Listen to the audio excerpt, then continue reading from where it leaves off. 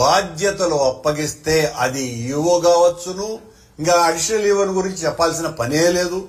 ఆయన వెంకటేశ్వర స్వామి సేవలో కంటే పూర్తిగా చంద్రబాబు సేవలో తలమునకలైపోయిండాడు.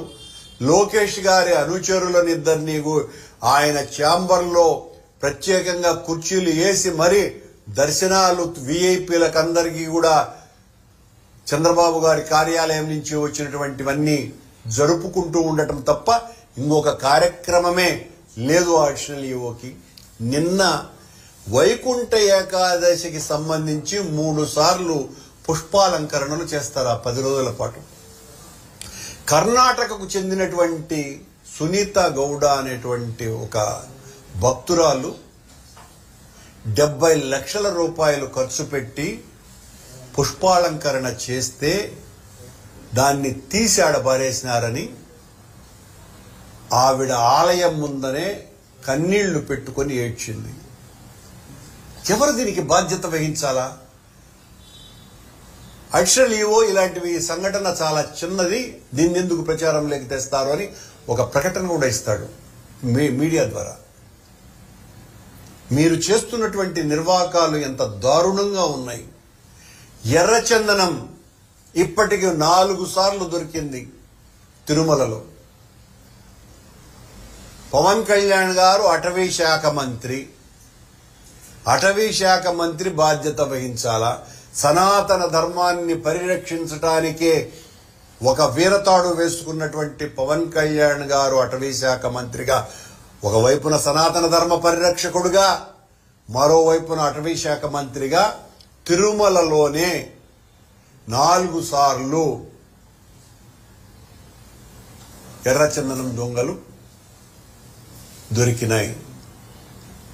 ఎవరు దీని వెనుక మిమ్మల్ని చూసుకొని ధైర్యంతో మీకు సంబంధించినటువంటి కార్యకర్తలో నాయకులో చేస్తున్నారా?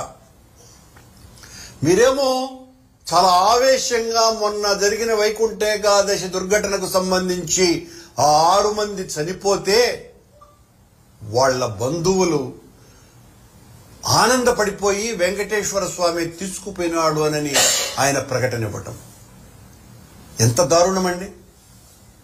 ఎంత ఘోరమైనటువంటి విషయం ఇది! ఈ రకమైనటువంటి ప్రకటనలు ఇచ్చి మభ్య పెడతారా? మోసం చేస్తారా? ఇలాంటి వరుస సంఘటనలు. నెయ్యిలో కొవ్వు కలిపినాము అనని మా మీద ప్రచారం. ఆ తర్వాత మేమెప్పుడైతే వాస్తవాన్ని మొత్తం ప్రజలకందరికీ తెలియజేసినామో ఆ తర్వాత సద్దు కాకుండా పోయింది. సిట్టు వాళ్ళు వచ్చినారు కదా, ఇప్పటి వరకు ఏం తెలిసినారో నిగ్గు బయటికి రావాలి కదా, ఏం లేదు. నిన్న జరిగినటువంటి సంఘటన మీద న్యాయ విచారణ చేయిస్తానని చంద్రబాబు గారు చెప్పారు కదా, న్యాయ విచారణకు ఇప్పటి వరకు ఆదేశమే ఇవ్వలేదు, ప్రకటన కూడా చేయలేదు. కొండ మీద ఇప్పుడు అవినీతి విచ్చలవిడిగా ఏరులై పారుతోంది. తెలుగుదేశం పార్టీ నాయకులు, జనసేన సంబంధించినటువంటి నాయకులు, బీజేపీకి సంబంధించినటువంటి వాళ్ళు టిక్కెట్లు అమ్ముకుంటూ సంపదను సృష్టిస్తున్నారు. చంద్రబాబు గారు చెప్పేటువంటి సంపదను ఆ రకంగా సృష్టించుకుంటున్నారు. ఇది కొండ మీద జరుగుతున్నటువంటి ఘోరం.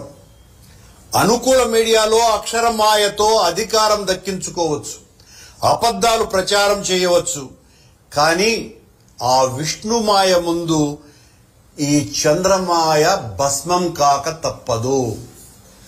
చంద్రబాబు గారు మీరు ఎన్ని రకాలైనటువంటి అబద్ధాలు చెప్పి తప్పులన్నీ కూడా మా మీదే, ఇంకైపోయింది, మా మీద కూడా చెప్పటానికి వీలు లేనంత స్థాయికి కొండ మీద వ్యవహారాలు, కొండ మీదనే కదా రాష్ట్రంలో జరిగేటువంటి తప్పులు ఘోరాలకి చంద్రబాబు గారు చెప్పినా కూడా ఇంకా వినలేనంతగా పరిస్థితులు మారిపోయినాయి.